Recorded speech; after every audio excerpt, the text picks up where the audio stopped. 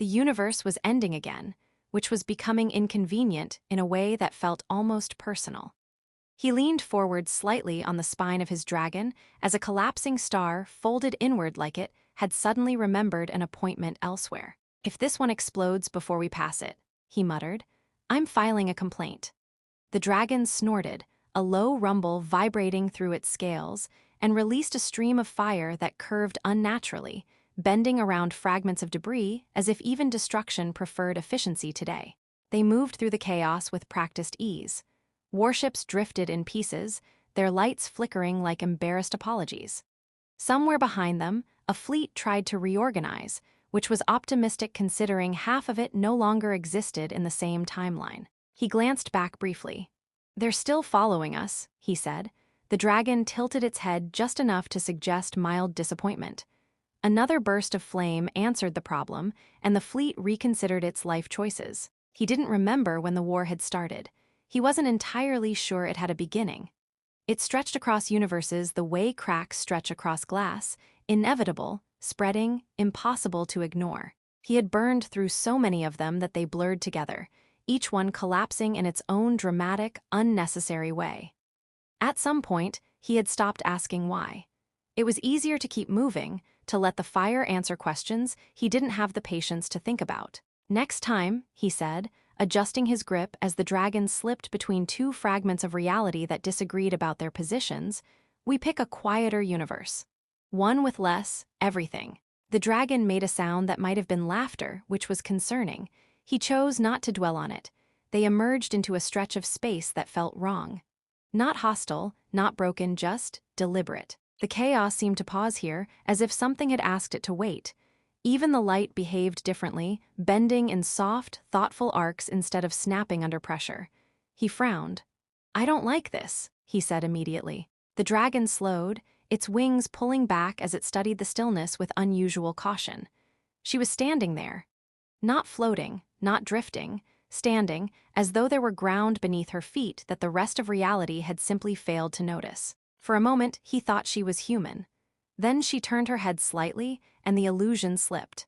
Her ears were long, elegant in a way that felt intentional rather than natural, catching the strange light as if they understood it better than he did. Her gaze moved from him to the dragon, calm, assessing, and far too unimpressed for someone in the middle of a collapsing universe. "You're loud," she said. He blinked. Of all the things he expected, that wasn't one of them. "It's a war," he replied, gesturing vaguely at the burning remnants of existence behind him. "There's usually some noise involved." She considered this, tilting her head just enough to suggest she might be humoring him. "You're still loud." The dragon shifted beneath him, clearly offended. A low growl built in its chest, flames flickering at the edges of its mouth. She glanced at it briefly. "And you aim too wide," she added. "You waste energy." The growl stopped. The dragon looked at him. "Don't look at me," he said quickly. "I didn't say it." For a moment, nothing happened. Then, somewhere in the distance, a fragment of the collapsing star paused mid-destruction, its light flickering uncertainly as if it had forgotten what it was doing. He noticed it out of the corner of his eye and frowned. "Did you just—" "Yes," she said. "That's not how that works." "It is now." He stared at her, trying to decide if this was a new kind of enemy or something far worse. The dragon leaned forward slightly, curious despite itself. "We're in the middle of something," he said carefully, as if the universe might be listening and take offense. "So unless you're here to attack us, help us, or criticize us more, preferably not the last one, we should probably keep moving." She stepped closer, the invisible ground beneath her shifting with quiet certainty. The paused star flickered again, waiting. "I'm not here to stop you," she said. "I'm here because you keep surviving things you shouldn't." He let out a short breath, somewhere between a laugh and a sigh. "That's been mentioned before." "I know," she replied. The way she said it made something in his chest tighten, though he couldn't explain why. The dragon lowered its head slightly, watching her with a focus it usually reserved for threats. She reached out slowly, and for a second he considered stopping her. Then her hand touched the dragon's scales. The flames didn't react. "That's new," he said. She smiled just a little. The dragon did not pull away from her touch, which was deeply unsettling for reasons he couldn't neatly explain.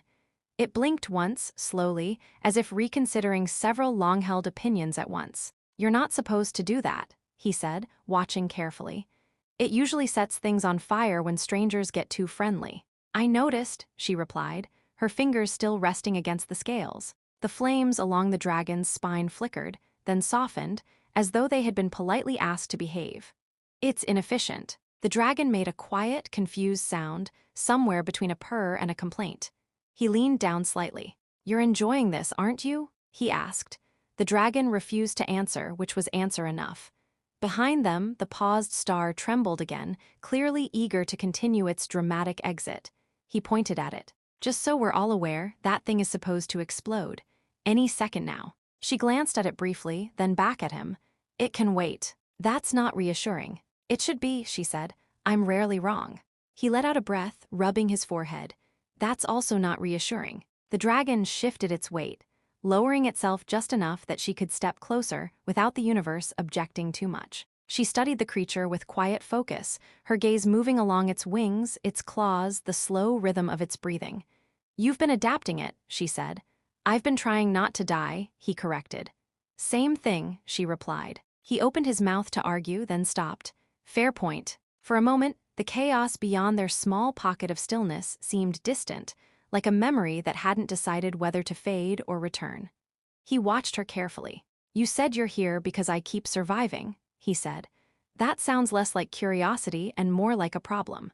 "It is a problem," she said calmly. "For who?" She tilted her head slightly, those long ears catching a ripple of distorted light. "For everything else." He stared at her, then laughed, short and sharp. "That's dramatic." "You burn through universes," she replied. "That's also dramatic." The dragon snorted again, clearly siding with her now, which felt like a betrayal. "I liked you better when you were just confused," he muttered to it. Without warning, a sharp distortion rippled through the space around them. The stillness cracked, and the distant fleet he had nearly forgotten about surged forward, their weapons charging with renewed determination. "Ah," he said, glancing back. "There it is, reality remembered us." The dragon rose immediately, flames building again, its earlier calm replaced by familiar readiness. He tightened his grip. "Conversation's over," he said. "Unless you want to." She stepped forward, not toward him, not away, but into the space between moments. For a second, everything stuttered. The incoming fire slowed, stretching into long, glowing lines that hung in the air like indecisive thoughts. The dragon froze mid-motion, its wings half-raised. Even his own breath seemed to hesitate, as if unsure whether it was allowed to continue. He looked at her. "You're doing that again." "Yes," she said. "You're going to keep doing that, aren't you?" "Probably." He considered this, then nodded once. "I'm starting to see why this might be a problem." She raised her hand, and something small formed in her palm. At first, he thought it was just a flicker of light, unstable and unfinished. Then it shifted, folding into itself in ways that didn't quite follow logic. Wings emerged too small, too thin, followed by a shape that struggled briefly with the idea of being solid.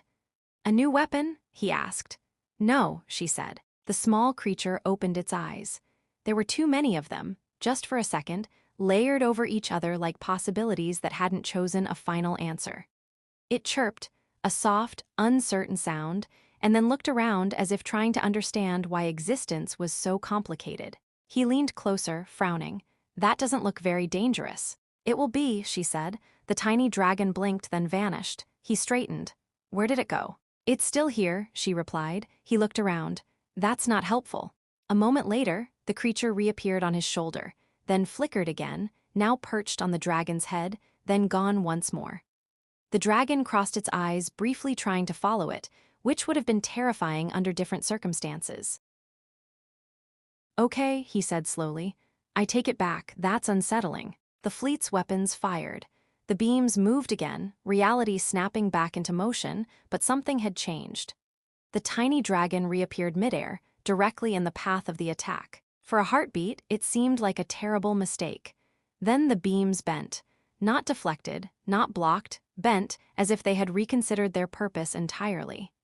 They curved around the small creature, twisting into shapes that made no sense, before scattering harmlessly into the void. Silence followed. He stared. "You made that?" "Yes." "It's broken." "It's learning," she corrected. The tiny dragon chirped again, clearly pleased with itself.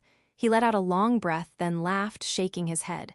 "You know what? Fine, why not?" Let's just add that to the list of things that shouldn't exist. She looked at him, a faint smile returning. That list is getting longer. Yeah, he said, glancing at the creature as it flickered between places like an indecisive thought. And I have a feeling we're just getting started. The battlefield did not return to normal, which he supposed was fair, because normal had quietly stopped existing a long time ago.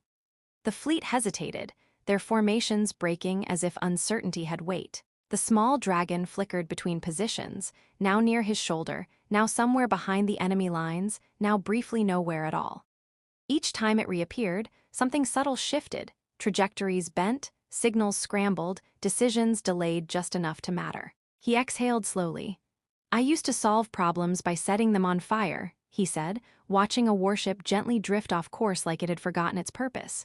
This is different. You're still setting things on fire, she replied. He glanced down as his dragon released a precise stream of flame that carved a clean path through incoming debris without touching the drifting ships. Okay, but now I'm doing it thoughtfully. The dragon made a proud sound, clearly pleased with its improved aim. She stepped forward again, and the space around her responded, tightening into something more coherent, as if reality preferred her version of events. The tiny dragon darted toward her hand, splitting briefly into overlapping versions of itself before settling into one. It chirped, louder this time, like it had discovered confidence by accident. They're adapting, she said, watching both dragons now. They're not the only ones, he answered. He didn't rush this time. When the fleet regrouped and fired again, he didn't charge straight through. He watched. He waited. The small dragon flickered into the path of the attack. But instead of stepping in front of it, he guided his own dragon alongside the bending beams, letting the impossible curve of them become a path rather than an obstacle. Follow the mistake, he murmured. The dragon obeyed. They moved through the warped fire like it had been designed for them, slipping between angles that shouldn't exist. He felt it then, not control, not quite, but understanding. For the first time, he wasn't just surviving the chaos, he was moving with it. That's new, she said quietly. Don't get used to it, he replied, though there was a hint of a smile. The fleet broke, not in a dramatic explosion, but in a quiet unraveling. Ships powered down, drifting apart as if the idea of fighting had been misplaced. The small dragon reappeared at the center of them, blinking with innocent confusion, like it wasn't entirely sure what it had done. Silence followed again, but this time it felt finished. He sat back slightly, tension leaving his shoulders in a way he didn't recognize at first. So, he said, glancing at her, is that it? Do we get a moment where nothing is trying to kill us? She looked out at the scattered remains of the fleet, then at the dragon beside him, then at the small, impossible creature hovering between them. For now, she said, I'll take it. The dragon lowered itself, settling into the strange stillness. The tiny one drifted closer, circling lazily before landing, this time staying in the space between them. It tilted its head, studying him. He leaned in slightly. Your trouble, he told it. It chirped unapologetic. He laughed softer now. Yeah, I thought so. For a while, neither of them moved. The collapsing star finally finished what it had started, but the explosion felt distant, like something that belonged to another story. He watched the light fade, then looked back at her. You said I was a problem, he said. Still think that. She considered him, her gaze steady, her long ears catching the last echoes of a universe settling into something new. You were, she said. And now, she gestured lightly toward the dragons, toward the quiet where there had been chaos, toward him.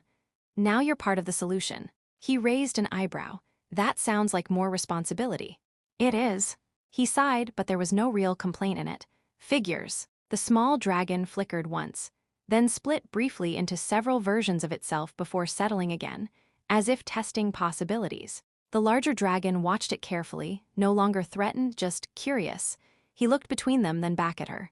So what happens next? She stepped closer, the invisible ground shifting to meet her again. We build something that doesn't need to burn to survive. He nodded slowly, considering that. It felt strange. It felt impossible. It also felt right.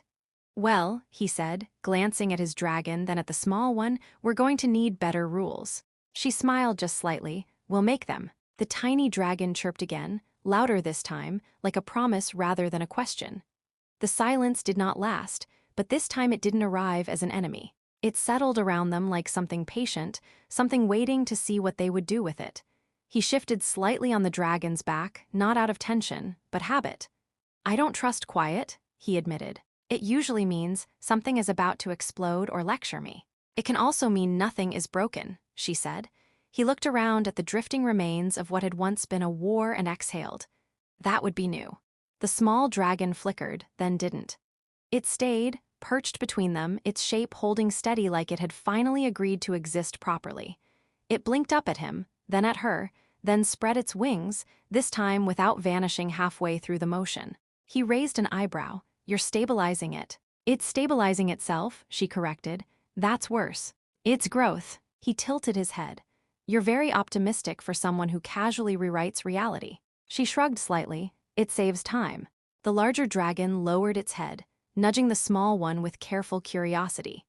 Instead of flickering away, the tiny creature pushed back, a faint spark passing between them, not fire, not energy, but something quieter like understanding. He watched it, then let out a slow breath. "I used to think power meant surviving everything," he said, "burning through it before it could burn me." "And now?" she asked. He glanced at her, then at the two dragons. "Now it feels more like not needing to." The words surprised him, but they didn't feel wrong. A distant ripple passed through space, not violent, just a correction. The fractures between universes, those jagged edges he had spent so long crossing, began to smooth, aligning in ways that made movement easier, quieter. He noticed it immediately. "You're fixing it," he said. "We are," she replied. He almost argued, then stopped. The small dragon lifted off the ground, flying in a slow circle that left a faint trail behind it, not destruction, not fire, but a soft distortion that gently pulled things into place. The larger dragon followed, its flames no longer raging, but precise, controlled, shaping rather than consuming. He laughed under his breath. "If anyone had told me I'd end up helping repair existence, I would have set them on fire." "I assumed as much," she said. He slid down from the dragon's back, landing lightly on nothing that somehow held. For a moment, he just stood there, feeling the stillness, the absence of urgency. It was unfamiliar.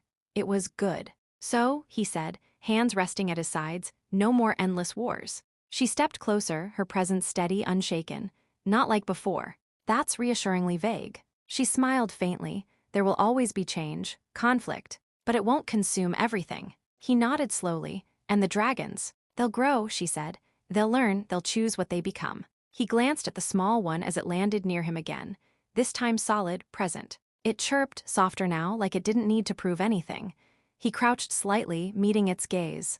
"No pressure," he told it. "Just don't break reality too often." It chirped again, which he chose to interpret as agreement, despite clear evidence to the contrary. The larger dragon settled beside him, its wings folding in, its fire dimming to a quiet glow. He reached out, resting a hand against its scales. For once, nothing burned. "You're different," he said quietly. The dragon rumbled, not in defiance but in acknowledgement. He straightened, looking at her. "I think I am too." "I know," she said. There was no grand ending, no final explosion to mark the moment. Just a shift, a quiet, undeniable change. The war that had defined him was gone, not because he had destroyed it, but because he had outgrown it. He took a step forward, then another, not chasing anything, not fleeing, just moving. "Where to?" he asked. She looked out at the space ahead, now open, no longer fractured. "Somewhere new." He smiled slightly. "As long as it's not on fire." The small dragon flickered, just once, then steadied again, as if laughing at the idea. "No promises," she said. He sighed, but there was no frustration in it. "Yeah," he replied. "That sounds about right." And this time, when they moved, it wasn't toward another war. It was toward something they would choose together.